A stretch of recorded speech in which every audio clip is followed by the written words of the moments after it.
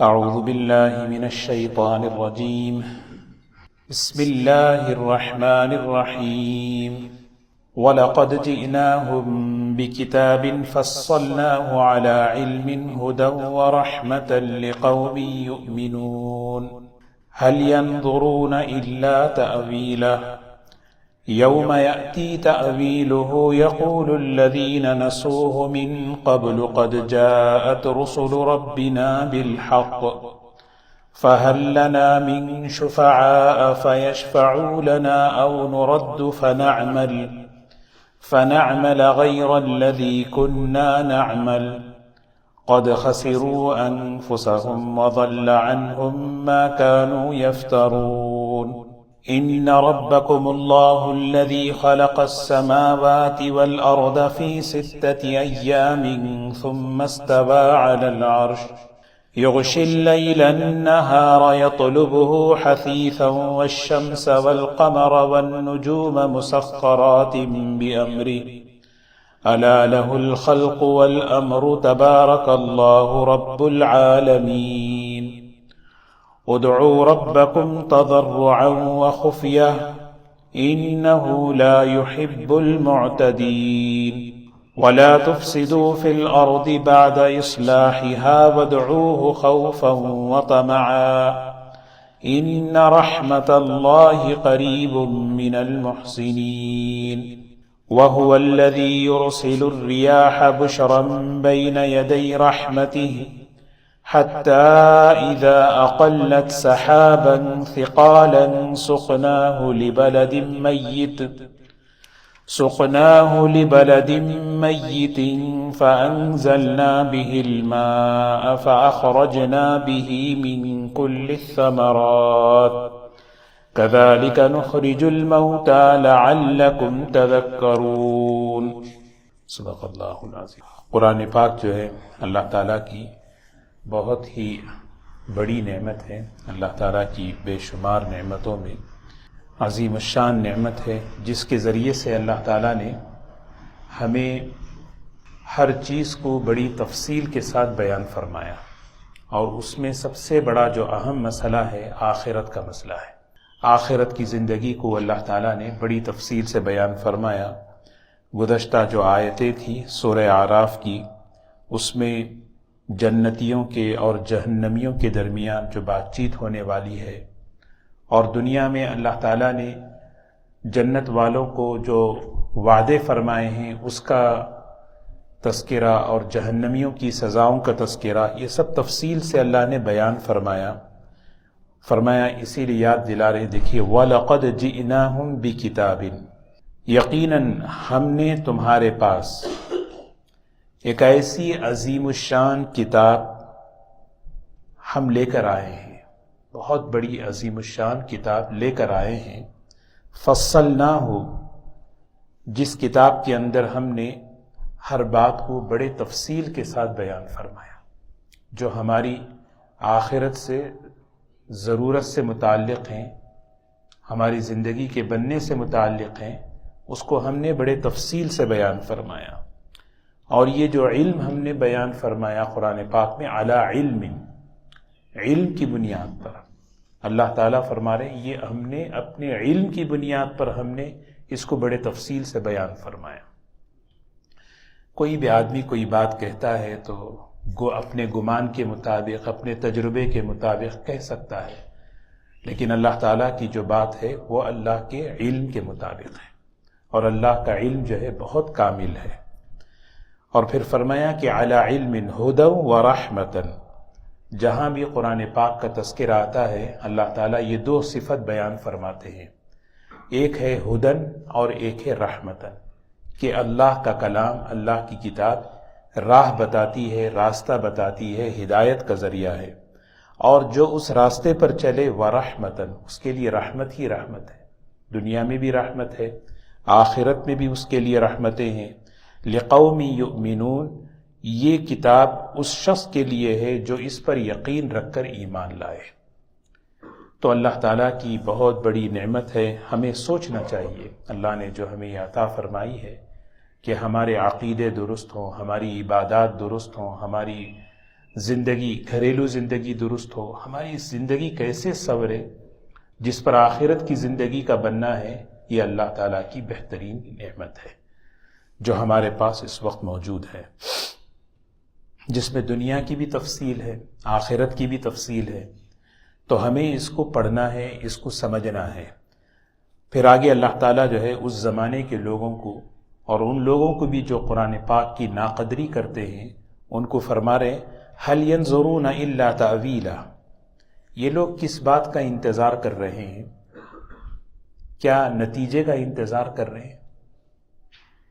کس چیز کا انتظار؟ اب اتنی بات تفصیل سے بیان فرمائی، جنت ہے، جہنم ہے، آخرت ہے، اللہ تعالیٰ کی قدرت ہے، اور دلائل کے ساتھ پورے ٹھوس مضبوط علم کے ساتھ اللہ تعالیٰ بیان کر رہے ہیں۔ بیان کرنے کے بعد فرما رہے یہ کس نتیجے کا انتظار کر رہے ہیں؟ نہیں مانیں گے تو دیکھیں گے کیا ہوگا۔ کس چیز کا انتظار؟ فرمایا یوم یأتی تأویلہ، جس دن وہ نتیجہ آئے گا، جس دن وہ نتیجہ رزلٹ جب آئے گا، یقول الذین نسوا، سبحان اللہ، دیکھیے اللہ تعالیٰ اس وقت کی بھی بات بیان کر رہے ہیں۔ بعض مرتبہ آدمی دیکھیں گے اچھا یہ سب ہونے والا ہے، مرنے کے وقت یہ ہوگا، آخرت میں یہ ہوگا، گناہوں پر یہ ہوگا، نیکیوں پر یہ دیکھیں گے۔ اللہ تعالیٰ فرمائے کس چیز کا انتظار کر رہے ہیں لوگ؟ لیکن سنو، یہ نتیجہ تو آئے گا، لیکن جس دن یہ نتیجہ آئے گا تو وہ لوگ یہ کہیں گے نسوہ من قبل، جو بھول چکے ہیں اس سے پہلے، دنیا میں بھلا دیے تھے، کیا کہیں گے؟ اقرار کر لیں گے قد جاءت رسل ربنا بالحق، یہ اللہ کا کلام لے کر ہمارے پاس پیغمبر آئے تھے۔ جی قرآن پاک میں اس کا بار بار تذکرہ ہے، رب ارجعون لعلی اعمل صالحا فیما ترکت کلا، نافرمان تمنا کرے گا اے اللہ مجھے دنیا میں لوٹا دے، ربنا ابصرنا وسمعنا فرجعنا نعمل صالحا، اے اللہ ہم نے دیکھ لیا، سن لیا، ہمیں دنیا میں لوٹا دے، نیک عمل کر کے آئیں۔ اللہ تعالیٰ فرماتے نہیں، وقت تو زندگی کا ایک مرتبہ ہے، ایک موقع اللہ تعالیٰ دیتے ہیں سب کو، اسی لیے اس کتاب کے ذریعے سے ہم اپنے دل کی آنکھوں کو کھولنا ہے، حقیقت کیا ہے اسے سمجھنا ہے۔ اصل حقیقت ہے دنیا کی زندگی میں اللہ کا دین ہے، یہ دھوکے میں آدمی نہیں رہے، ورنہ یہ پوری دنیا آدمی کو دھوکے میں رکھتی ہے۔ یہ قرآن پاک ایک روشنی ہے، نور ہے، اس روشنی سے، اس نور سے اس دنیا کو بھی دیکھنا ہے اور آخرت کی زندگی کو بھی دیکھنا ہے اللہ کے علم کی روشنی میں۔ تو فرمائیں گے، دیکھو وہ لوگ، اللہ تعالیٰ کہہ رہے ہیں کہ جو لوگ دنیا کی زندگی میں دھوکے میں رہیں گے، موت کے وقت آخرت کے میدان میں ان کی یہ تمنائیں ہوں گی، یہ کہیں گے کہ قد جاءت رسل ربنا بالحق، ہمارے پاس تو پیغمبر ہمارے پروردگار کی طرف سے یہ یقینی باتیں لے کر آئے تھے، لیکن ہم نے نہیں مانا، آج پکڑے جا رہے ہیں۔ تو اس وقت پکاریں گے فَهَلْ لَنَا مِن شُفَعَاء فَيَشْفَعُوا لَنَا، کوئی ہمارا مددگار ہے، کوئی ہمارا سفارشی ہے جو ہماری مدد کر سکے؟ کوئی نہیں ہے۔ او نرد فنعمل، دوبارہ دنیا میں بھیج دیجیے، زندگی دے دیجیے، ہم اچھے کام کر کے آئیں، کیونکہ ایک مرتبہ وقت نکل جاتا ہے تو پھر ملتا نہیں۔ یہ اسی آج کا جو دن گیا وہ چلا گیا، اللہ زندگی اگر رکھے ہیں تو کل کا دن ملے گا، ورنہ تو زندگی گئی۔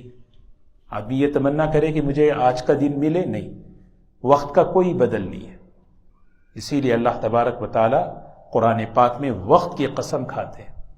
تو وقت جو ہے نا، انسان کے پاس ایک مال تجارت ہے، ہمارے پاس جو ہمارا وقت ہے اسے اچھائی میں لگائیں گے تو اس کو دنیا میں اور آخرت میں اس کا اچھا بدلہ ملے گا۔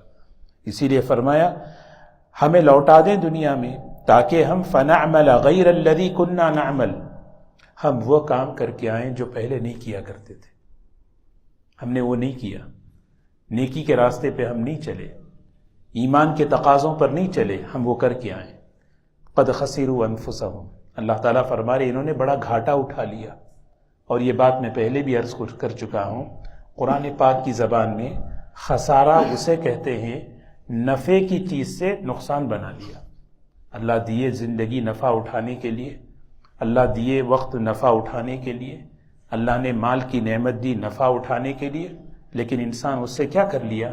گھاٹا اٹھا لیا۔ قد خسروا انفسهم وضل عنهم ما كانوا يفترون، جن پر ان کو بھروسہ تھا سب کے سب غائب، کوئی نہیں۔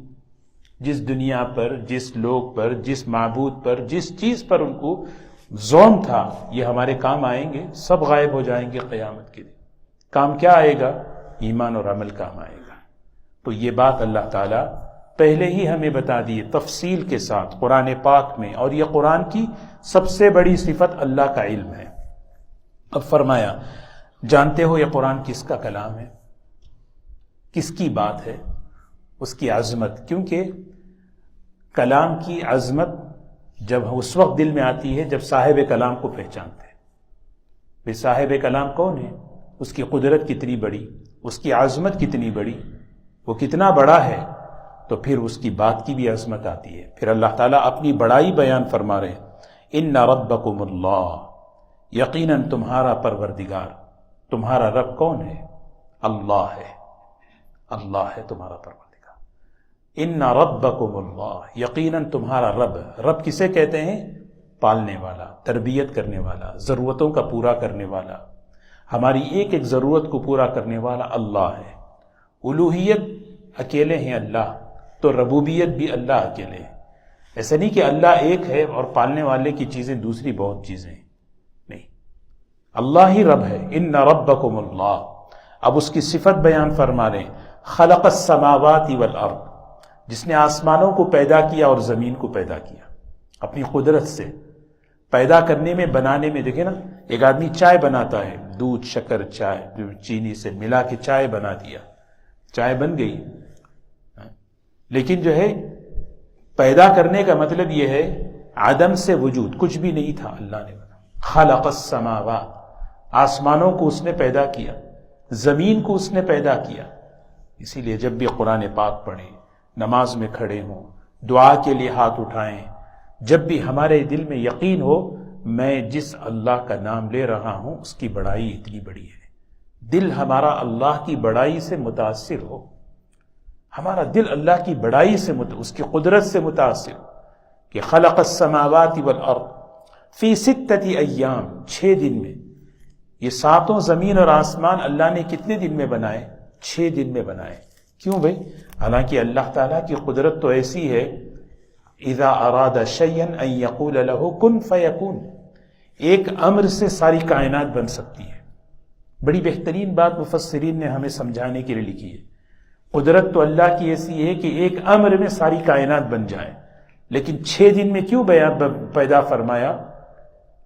یہاں 6 دن سے مراد کون سے 6 دن؟ دنیا کے 6 دن یا آخرت کے 6 دن؟ اس میں بھی مفسرین کی 2 رائے ہیں۔ بہرحال کوئی بھی ہو، یعنی بتانے کا مطلب یہ ہے کہ اللہ تبارک و تعالی ایک نظام کے تحت بنائے ہیں، ایک سسٹم کے تحت بنائے ہیں، کیونکہ دنیا میں ہمیں اپنے آپ کو ایک نظام کے تحت چلائیں، کہ ہماری 24 گھنٹے کی زندگی کا ایک نظم ہو۔ صبح اٹھیں، فجر کی نماز سے ہمارا دن شروع ہو، تلاوت قرآن پاک ہو، تھوڑا سا ہم ذکر کر لیں، اپنی جو حلال کمائی کی ترتیب بنا لیں، اور اپنے گھر کی زندگی کو، اپنی صحت کو، اپنی چیزوں کو ایک نظم کے ساتھ۔ ایسا نہیں ہے کہ جو کام ہے جلد بازی سے کر لیا۔ حدیث پاک میں آتا ہے الانات من اللہ، اطمینان سے کام کرنا، اطمینان سے کام کرنا یہ اللہ کی صفت ہے۔ والعجلۃ من الشیطان، جلد بازی کرنا یہ شیطان کی خصلت ہے۔ کسی چیز میں جلد بازی نہیں، جلد بازی، ہاں بعض حدیثوں میں جلد بازی 3 باتیں ہیں، عجلوا بالصلاۃ، فرض نماز میں جلدی کرو، نکاح کا وقت آ جائے تو جلدی کرو، گناہ ہو جائے تو جلدی کرو۔ جلدی کا مطلب یہ فوراً توبہ کر لو، نماز کا وقت آئے تاخیر مت کرو۔ ہاں، جلدی نماز پڑھنے کا حکم نہیں ہے کہ بھئی نماز فرض پڑھنا ہے، بھئی کیسے پڑھیں؟ 2 منٹ میں 4 رکعت پڑھ لیے، نہیں، ایسا نہیں۔ نماز میں جلدی کرنا، لیکن جب نماز شروع کرے اطمینان سے۔ نکاح میں جلدی کرنے کا مطلب بغیر کسی تحقیق کے بس آنکھ بند کر کے رشتہ طے کر دیں، نہیں، رشتہ طے کرنے میں تحقیق کریں اطمینان سے، لیکن جب اطمینان ہو جائے اب گیپ نہ دیں، اب وقفہ نہ دیں، اس میں فتنے ہیں، اب فوراً جلدی کر دیں. یہ ہے مسئلے. اب ہوتا کیا ہے، تحقیق بہت مختصر ہوتی ہے اور طے ہونے کے بعد وقفہ جو ہے نا کیا ہے، انگیجمنٹ کے بعد نکاح کو جو ہے نا 2 سال 1 سال، اس میں جو ہے نا معاملات بگڑ جاتے ہیں. تو یہ جب اطمینان ہو جائے بھئی یہ رشتہ ہمارے لیے صحیح ہے، یہ گھرانہ صحیح ہے، تحقیق میں اطمینان ہو، جب اطمینان ہو جائے اب جلدی کرنا ہے. تو اللہ تعالیٰ جو ہے نا 6 دن میں اللہ تعالیٰ نے 7 زمین اور آسمان پیدا فرما کر ہمیں ایک اللہ کی سنت سمجھائی. دیکھو اپنی زندگی کو ایک نظام کے تحت، ایک اطمینان کے تحت چلاؤ. ہاں، ان ربکم اللہ الذی خلق السماوات والارض فی 6 ایام ثم استوى علی العرش. پیدا کرنے کے بعد اب کیسے پیدا کیا؟ ہفتے کے دن سے آسمان پیدا کیا. ہفتہ، اتوار، پیر، منگل، بدھ، ایک مخلوق کو اللہ تعالیٰ پیدا کرتے رہے. جمعہ کا دن عصر کی نماز کے وقت اللہ تعالیٰ نے حضرت آدم علیہ السلام کو پیدا فرمایا. اسی لیے جمعہ کا دن اور اس میں بھی عصر سے لے کر مغرب کا وقت بڑا قیمتی وقت ہوتا ہے. اللہ نے سب سے پہلے نبی، سب سے پہلے انسان اللہ نے اس وقت پیدا فرمائے. اور جب دنیا بنانی شروع فرمائی تو اللہ تعالیٰ نے سب سے پہلے مکہ مکرمہ، وہاں سے اللہ نے شروع فرمایا، زمین وہاں سے بنائی. پھر فرمایا بنانے کے بعد وہ عرش پہ مستوی ہو گیا. وہ عرش پہ مستوی، یہ آیات متشابہات ہے. ہاں، اس پر ہم ایمان لاتے ہیں. کیفیت اللہ ہی بہتر جانتے ہیں. وہ عرش پہ ہے، کیسے ہے اللہ ہی بہتر جانتے ہیں. ہاں، یغشی اللیل النہار. اب اللہ تعالیٰ کا اللہ اپنا تعارف کرا رہے ہیں. دیکھو یہ قرآن پاک تمہیں ایک تعلیم دے رہے ہیں. قرآن پاک اللہ کا کلام ہے، اس کے احکامات ہیں، اس کی باتیں ہیں. کس کی باتیں ہیں؟ ذرا اس کی قدرت کو پہچانو. یغشی اللیل النہار، رات اور دن پر اس کا قبضہ ہے، اس کا اختیار چل رہا ہے. ایسا کہ یغشی کے معنی ہے ڈھانپ دینا. ڈھانپ، دن کو رات میں ڈھانپ دیتا ہے. ایسے ڈھانپ دیا کہ بس یطلبہ حثیثا، وہ بہت جلد جو ہے نا رات اس کے اندر آ جاتی ہے. کیسے جو ہے، ابھی دیکھیے رات دن تھا، اب رات اس پر جو ہے نا، دن جو ہے نا اب رات آپ پر چھا گئی. اب کیسے رات بڑھتی جا رہی ہے. پھر آگے فرمایا والشمس والقمر والنجوم مسخرات بامری. کتنی بڑی بڑی مخلوقات ہیں. دیکھو اس کے سامنے ہماری کوئی حیثیت نہیں ہے. چاند اور سورج، ستارے، والشمس والقمر والنجوم مسخرات، تابعدار ہیں، فرمانبردار ہیں، جھکے ہوئے ہیں، بامرہ، اس کے حکم کے آگے. اتنی بڑی مخلوق اس کے سامنے جب جھکی ہوئی ہے تو ہم بھی اللہ کے فرمانبردار بننا ہے، تابعدار بننا ہے. اگر ذرا سوچیں، چاند اور سورج اپنے نظام سے ہٹ جائیں تو دنیا میں کیسی تباہی آئے گی؟ آئے گی نہیں آئے گی؟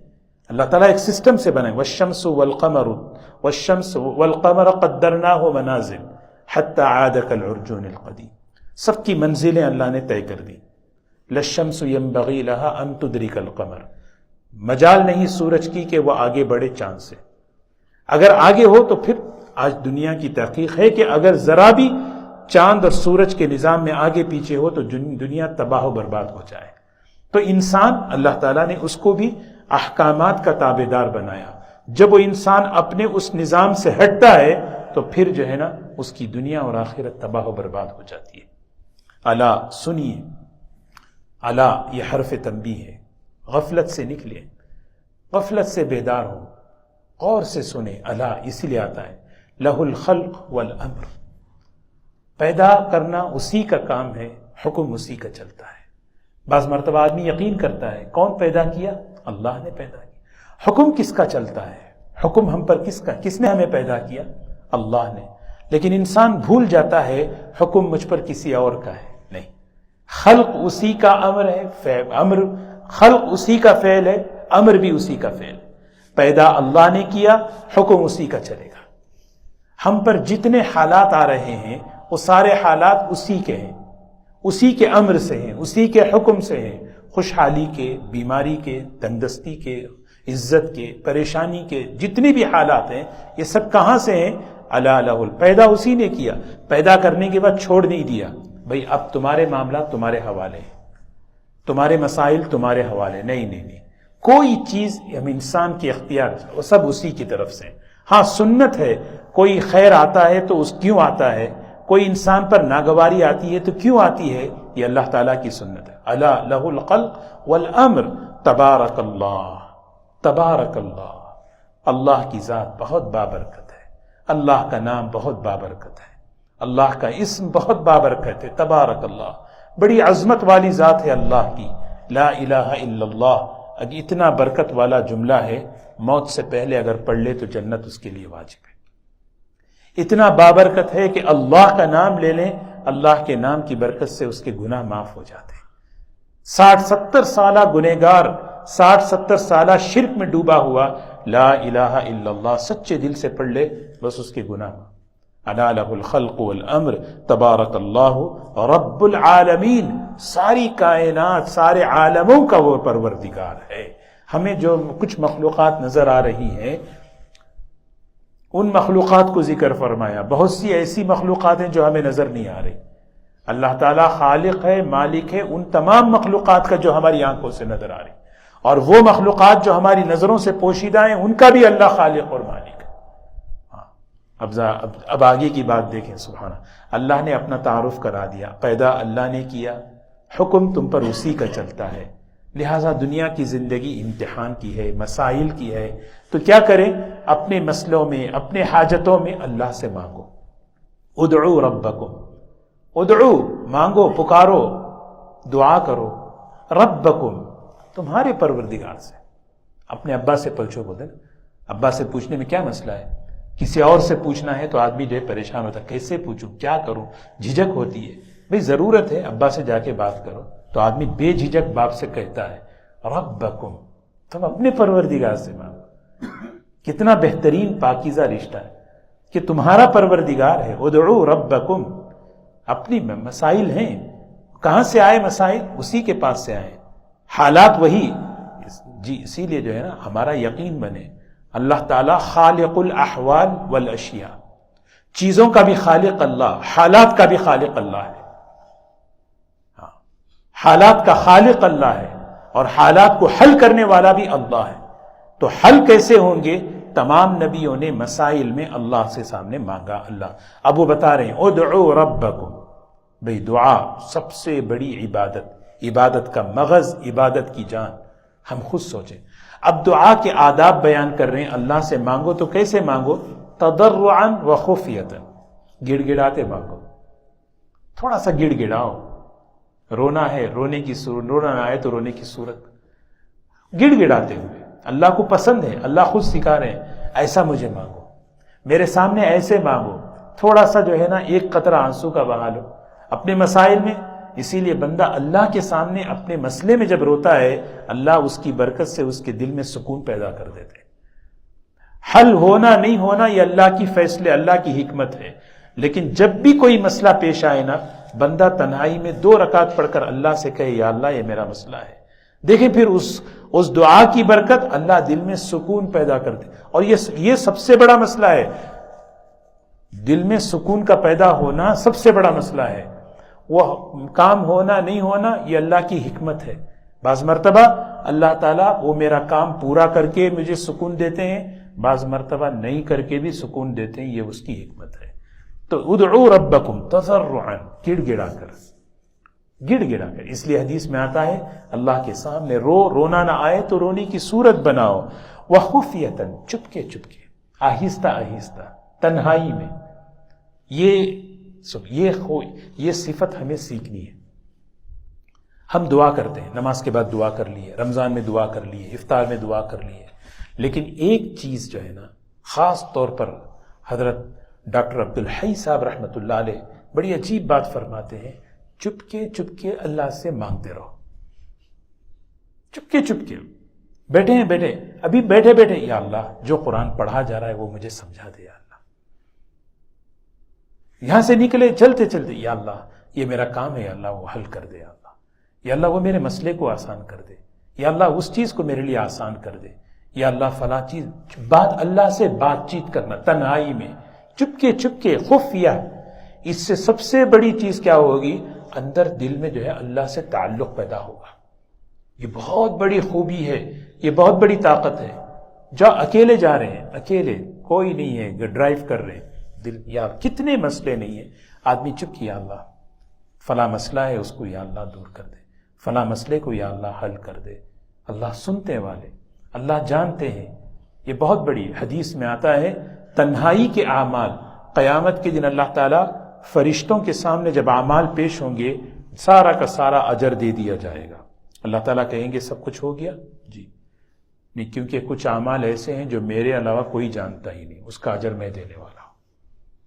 تو یہ ہے خفیہ، یہ تنہائی پوشی۔ اذ نادى ربه نداء خفیہ، زکریا علیہ السلام جو ہے نا اللہ تعالیٰ کو آہستہ سے پکارے، آہستہ، خف نداء خفیہ، ایسا پکارے کہ کسی کو پتہ ہی نہیں چلا، اللہ نے سن لیا، اور سن کر اللہ نے قرآن میں بتا دیکھو ان کا، اور کہنے لگے انی وہن العظم منی واشتعل الرأس شیبا، یا اللہ بڑھاپا آ چکا ہے، ہڈیوں پر سے گوشت اتر چکا ہے، اور ولم اکن بدعائک ربی شقیہ، مانگ کر کبھی کوئی تیرے سے نامراد نہیں ہوا ہے، انی خفت الموالی من ورائی، اے اللہ مجھے اندیشہ ہے کہ میرے بعد کیا ہوگا، اے اللہ مجھے فہب لی من لدنک ولیہ، اے اللہ ایک اولاد مجھے دے دے، ایک بیٹا مجھے دے، یریثنی ویریث من آل یعقوب وجعلہ ربی رضیہ۔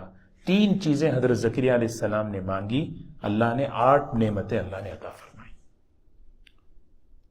تین چیزیں حضرت زکریا علیہ السلام کہ اولاد کیسی مانگے، پھر اس پر اللہ نے ان کو جو جواب دیا نا، اس میں اللہ نے جو ہے نا حضرت یحییٰ کا ذکر جو فرمایا، خاص طور پر سورہ آل عمران میں، ہم آپ کو ایک بیٹا دیں گے، آپ نے 3 خوبیاں مانگی، ہم اس بچے کو 8 خوبیوں کے ساتھ دیں گے۔ چپکے چپکے سے یہ ہے چلتے چلتے مانگنا، یہ صفت ہم اپنے اندر پیدا کریں۔ جاب کا کام ہو ہے، کوئی پروجیکٹ مشکل ہو رہا ہے، کوئی کسی سے کوئی مسئلہ ہو گیا، اے اللہ میرا اس کے ساتھ مسئلہ ہے، اللہ اس کے دل کو میرے لیے صاف کر دے، میرے دل کو اس کے بارے میں صاف کر دے، یا اللہ تو میرے سے، یہ چیزیں ہیں، یہ اس سے کیا ہوتا ہے ہمارا اللہ سے تعلق۔ یہ ادب بیان فرمایا، ادعوا ربکم تضرعا وخفیہ انہ لا يحب المعتدین، اللہ تعالیٰ دعا میں حد سے تجاوز کرنے والوں کو پسند نہیں فرماتے۔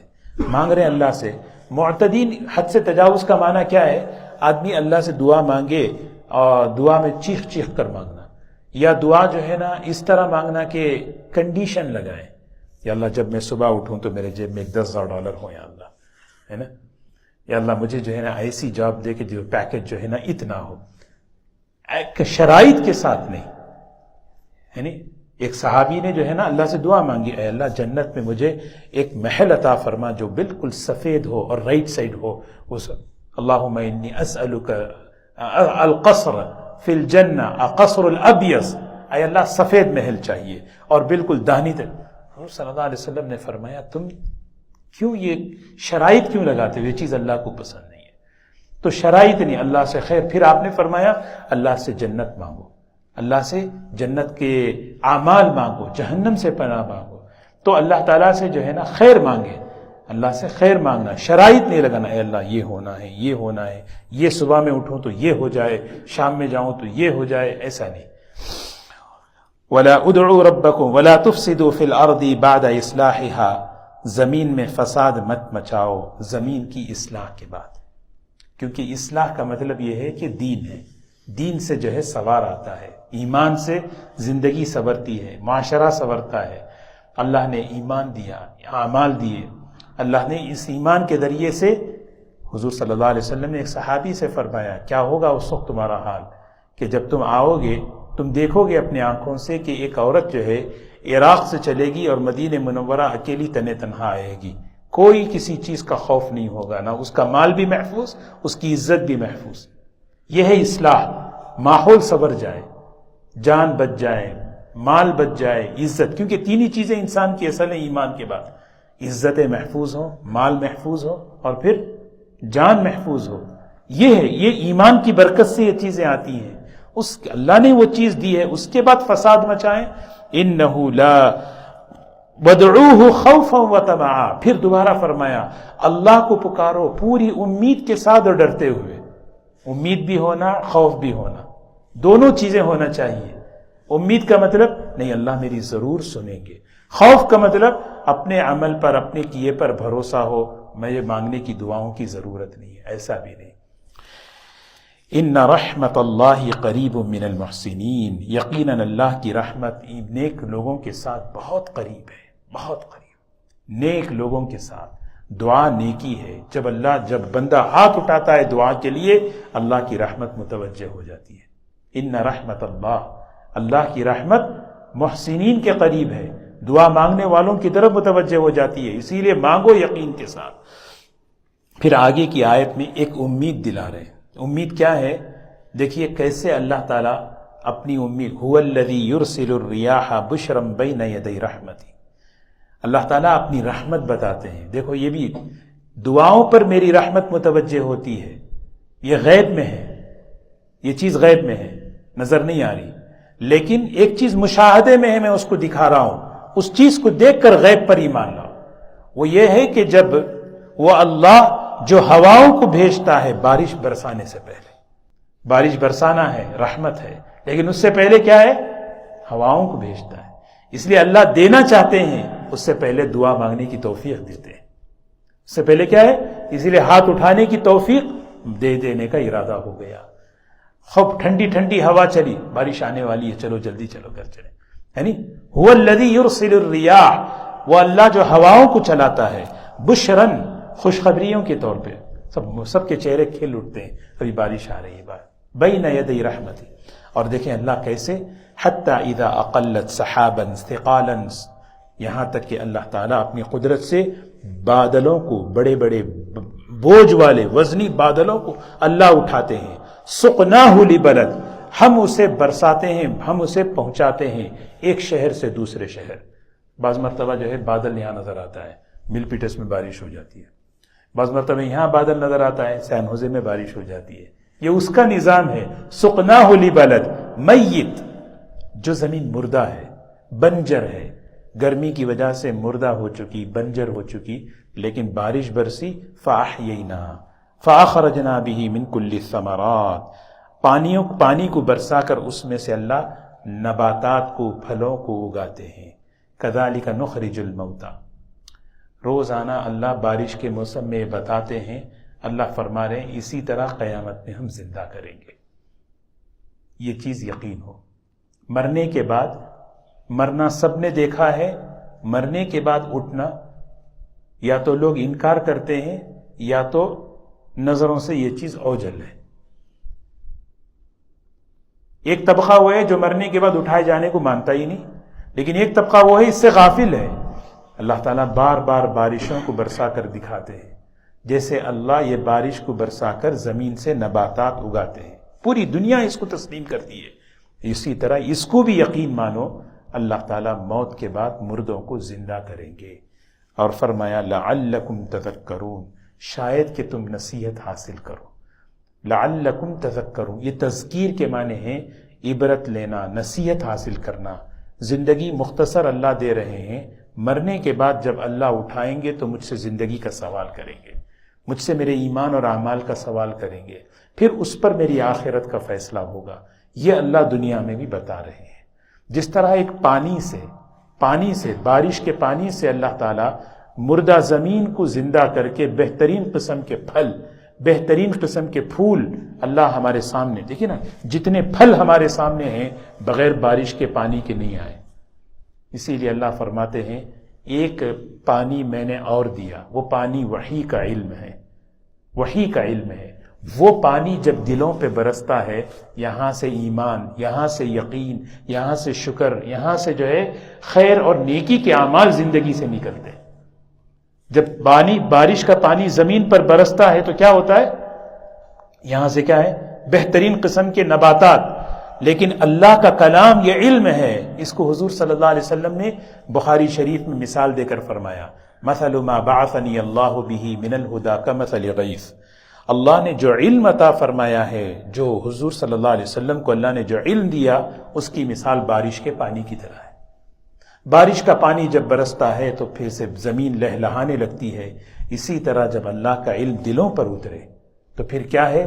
وہ اندر سے بہترین قسم کے نباتات، بہترین قسم کے فروٹس آنے لگتے ہیں، ایمان کے، یقین کے، شکر کے، اعمال صالحہ کے۔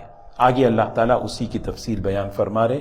اللہ تبارک و تعالیٰ ہمیں قرآن پاک کی قدردانی کے اللہ ہمیں توفیق نصیب فرمائے۔ اللہ تعالیٰ ہمیں زندگی کی قدر کرتے ہوئے اپنی زندگی کو بنانے کے اللہ ہمیں توفیق نصیب فرمائے۔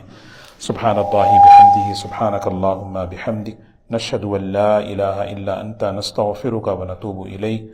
اللہم نور قلوبنا بالقرآن وزین اخلاقنا بالقرآن ونجنا من النار بالقرآن وادخلنا الجنة بالقرآن۔